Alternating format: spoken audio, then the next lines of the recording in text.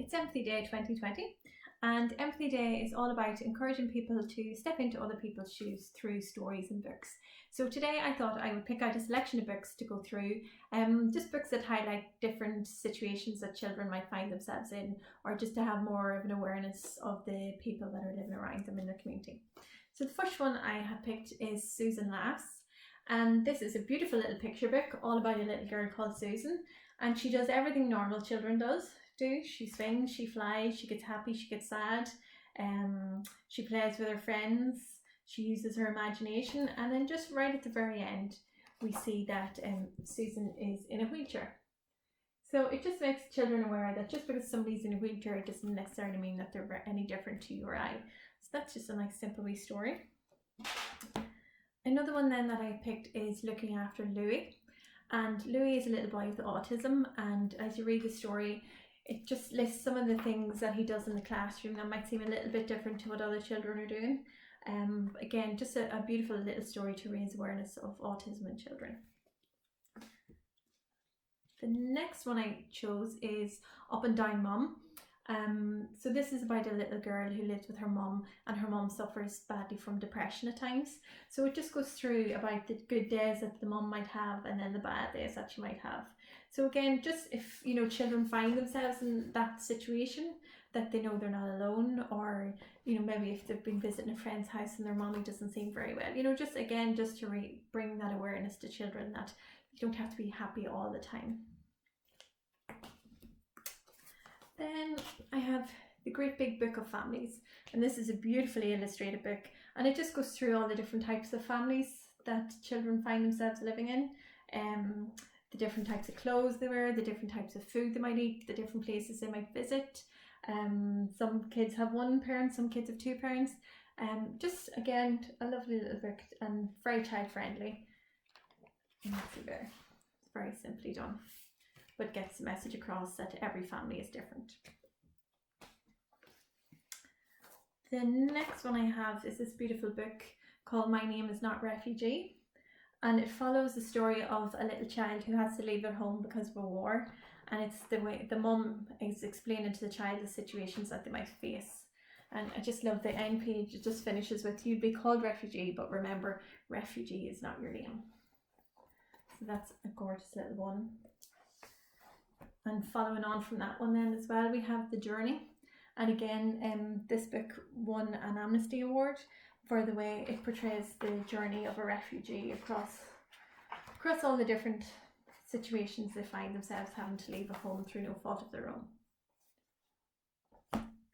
And then I came across this little book as well, Racism and Intolerance.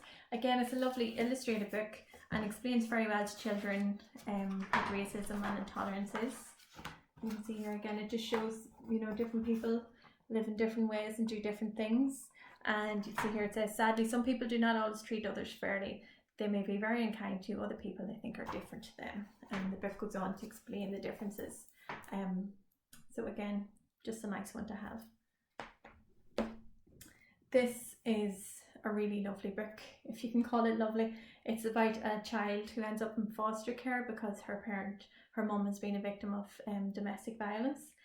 This lady also wrote another book, which I can't recommend highly enough, called The Boy at the Back of the Class. I just couldn't get my hands on it today, but if you see that in the library, pick it up, The Boy at the Back of the Class. It's a lovely story about a little boy who arrives at a primary school and sits at the back of the class, and everybody wonders who he is and where he's come from.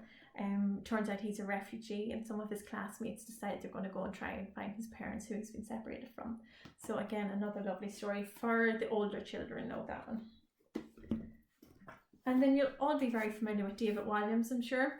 A lot of David Walliams' books are very funny. Some of them have hidden messages, like Billionaire Boy, and another one, Mr. Stink. Mr. Stink's a great one. It's about a homeless man, but as the story progresses, you learn why he's homeless, and it just might get children thinking about, not to take people on first appearances, that there's always a story behind somebody's lives. Billionaire Boy, again, is a fabulous little funny story, but it's about a little boy who has lots of money but very little friends and very little happiness. So it's just a nice story to get across that money can't always buy you happiness. Then we have Jacqueline Wilson. So Jacqueline Wilson is a fabulous author for writing about children's issues. See here the bed and breakfast star. This is about a girl who has to leave her home. They find themselves homeless and living in a bed and breakfast. So very relevant to today's age. This one here is Lily Alone. Again, just about a little girl who finds herself with no mum or dad and how she has to look after her brothers and sisters. And then I picked this one up as well, The Magic Moment by Niall Breslin, and this is about a little boy with anxiety. And it just maybe might get other children to think they might necessarily be suffering from anxiety themselves, but just to have an awareness of how other children might feel a little bit afraid or scared in certain situations. And finally, the last one I picked up is this lovely one, Something Else. I'm going to read this later as a bedtime story if you want to tune in for that. But this is about a little guy called Something Else, and nobody wants to play with him because he is something else. And there's a lovely happy ending at the end of this. So those are just some of the books that I got my hands on.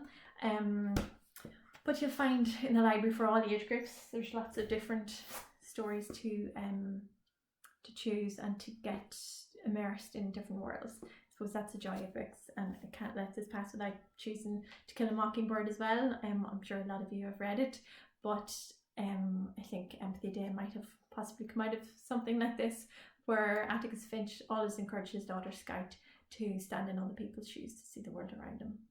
So that's it, my recommendations for Empathy Day 2020. If you've any books that you think should be added to the list, I'd love to see it in the comments. Thank you.